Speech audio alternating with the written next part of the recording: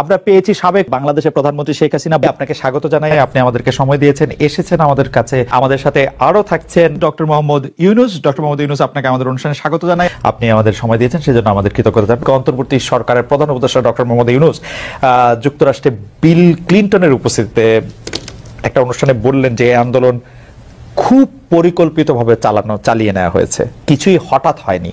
এই আন্দোলন কি শুরু থেকেই কোটার আড়ালে সরকার পতনের আন্দোলন ছিল? আপা, আপনার একটু মন্তব্য শুনতে চাই। আপনি আমাদের একটু বলবেন জুলাই অভ্যুত্থানের ফল। ঘর থেকে বেরোতে পারে না। দেশবাসীর কাছে আমি বিচার চাই, কি অপরাধটা কি করেছি যে এইভাবে, যেখানে আমি মানুষের ভাগ্য পরিবর্তনের কাজ করে যাচ্ছি, মানুষের জীবন মান উন্নয়ন করেছি। আজকে বাংলাদেশ সেই 2008-এর বাংলাদেশ আর 2024-এর বাংলাদেশ তো এক না। বাংলাদেশের মানুষের জীবন মান তো উন্নত হয়েছে। আমাদের অর্থনীতি আজকে কত কত উপরে উঠে গিয়েছিল, এবং এটা মনে হলো যে এটা আর কিছু না। এটা আমাদের অর্থনীতিকে সম্পূর্ণ পঙ্গু করে দিয়ে বাংলাদেশকে আবার ভিক্ষুকের জাতি করে দেওয়া, এটাই বোধহয় এদের পিছনে ষড়যন্ত্র। সেটাই হচ্ছে সব থেকে দুঃখজনক, যে দিন রাত অক্লান্ত পরিশ্রম করে বাংলাদেশটাকে যখন একটা জায়গায় নিয়ে আসলাম, আজকে সেখানে দেখি এই একদিকে জ্বালা পোড়া সব কিছু। ঠিক যে প্রতিষ্ঠানগুলি মানুষের সেবা দেয়, আজকে মেট্রো রেলে চড়ে মানুষ কত অল্প সময়ের মধ্যে সময় বাঁচিয়ে কর্মস্থলে পৌঁছাতে পারতো, আবার ফিরতে পারতো। সেখানে ছাত্ররা, চাকরিজীবী, সাধারণ মানুষ সবাই তো যেতে পারতো। সেই স্টেশনগুলি পুড়িয়ে এখন ট্রাফিক জ্যাম, মানুষের কষ্ট। আমি তো কষ্ট লাঘব করেছি, কিন্তু যারা এইভাবে আগুন দিয়ে পুড়িয়ে মানুষের সে কষ্টে আবার ফেলে দিল, তাদের বিচার দেশের মানুষকে করতে হবে।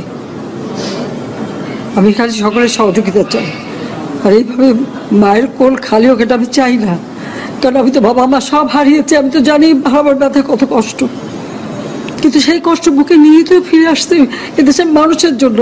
এখানে আমার তো কোনো চাওয়া পাওয়া নাই। আমি তো আমাদের ছেলে মেয়ের জন্য কিছু করিনি, শুধু তাদের লেখাপড়া, নিজেরাই চাকরি করছে, নিজেরাই পড়েছে। আমি কতটুকু করতে পেরেছি, কিন্তু আমি দেশের মানুষের জন্য করেছি। আজকে অন্তত মানুষের ভাত কাপড়ের ব্যবস্থা, চিকিৎসার ব্যবস্থা, তাদের কাজের সংস্থা সবই তো করে দিচ্ছিলাম। যখন আমরা এক উন্নয়নশীল দেশে মর্যাদা পেলাম, তখনই এই তাণ্ডব করে ঠিক যে জায়গাগুলি মানুষের সেবা করবে সেই জায়গাগুলিতেই আঘাত। শিক্ষা প্রতিষ্ঠানে হল ভেঙে দেওয়া। সবচেয়ে দুর্ভাগ্য যে ভিসির বাড়িতে আগুন দেওয়া। এর আগেও একবার ঢাকা ইউনিভার্সিটি ভিসির বাড়িতে আগুন দিয়েছিল, আপনাদের মনে আছে। রংপুরে সেখানে আগুন দিয়েছে, ময়মনসিংহ কৃষি বিশ্ববিদ্যালয় থেকে শুরু করে বিভিন্ন জায়গায় এই তাণ্ডব চালিয়েছে। রাজশাহীতে এই তাণ্ডব চালিয়েছে। বিশ্ববিদ্যালয়গুলিতে সেশন জট ছিল, আমি সরকার আসার পর থেকে কোনো সেশন জট নাই। লেখাপড়ার মান উন্নত করা, যাতে এখান থেকে পড়ে আবার বিদেশেও পড়তে হবে, সেই ব্যবস্থাও করে দিয়েছি। কিন্তু তারপরেও কোটা সংস্কার আন্দোলন, কোটা তো আমি বাতিলই করে দিয়েছি। আমি আহ্বান করেছিলাম যে একটু ধৈর্য ধরো, হাইকোর্টে শুনানি হবে, হাইকোর্ট যে রায় দেয় না। তারপরেও এই আন্দোলন হবে। আজকে এই যে এতগুলি মানুষের জীবনের ক্ষতি হলো, এতগুলি পরিবার ক্ষতি হলো,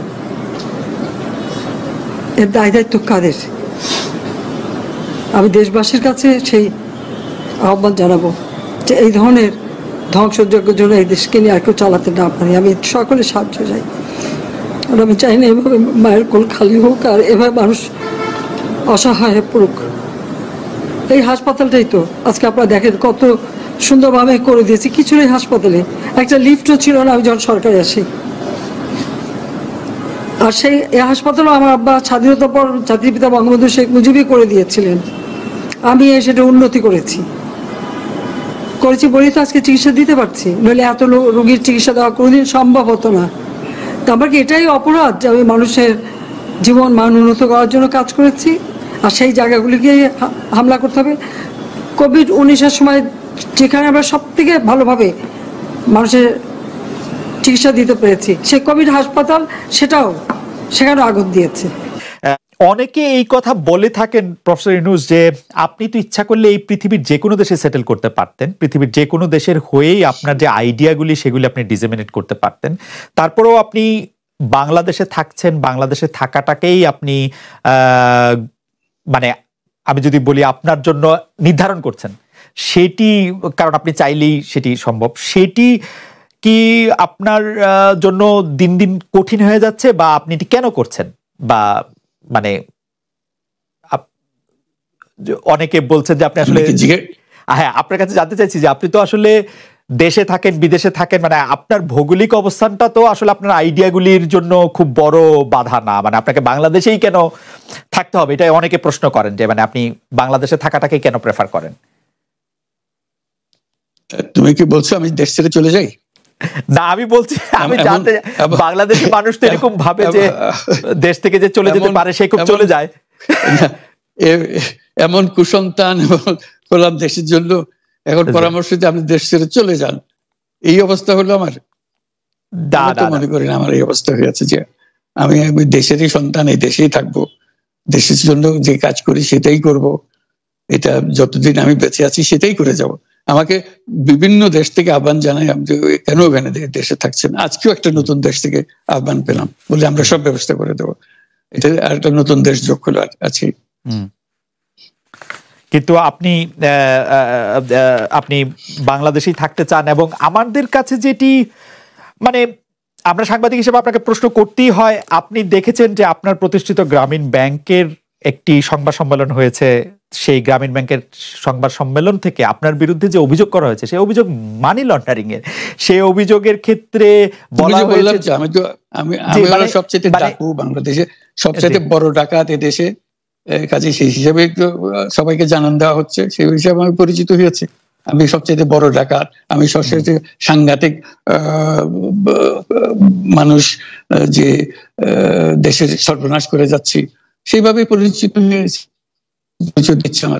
আপনি আমাদের একটু বলবেন যে আপনি বাংলাদেশের জন্য বা আপনার পরবর্তী লক্ষ্যগুলি কি সারা পৃথিবীর জন্য? আপনি তো শুধু বাংলাদেশ নিয়ে ভাবেন না, যে আপনি আসলে কি করতে চান বা কেমন দুনিয়া চান বা কেমন বাংলাদেশ চান, সেটা আপনার কি লক্ষ্য এই মুহূর্তে? ওই যে বললাম যে এটাই হলো আমাদের স্বপ্নের বীজতলা, যে আমাদের স্বপ্নগুলো একটা একটা দাসে একটা নতুন আইডিয়া আসে, সেটা একটা বীজতলা, এটা আমরা ট্রাই করে দেখি, একটা ছোট আকারে করি, এটা সফল হলে আর একটু বড় আকারে করি, এটা বাংলাদেশে করি। একবার সফল হলে সারা দুনিয়া এটা লুফে নেয় দেওয়ার জন্য, সারা দুনিয়ার লোক এখানে আসে, আমাদের লোককে নিয়ে যায়, সেভাবে কাজকর্ম করছি। এটা আমরা একটা থাকছি বাংলাদেশে, করছি বাংলাদেশে, কিন্তু সারা দুনিয়ার লক্ষ্য আমাদের দিকে, আমরা কি করছি, কি চিন্তা করছি, কিভাবে এগুলো পরিচালনা করছি।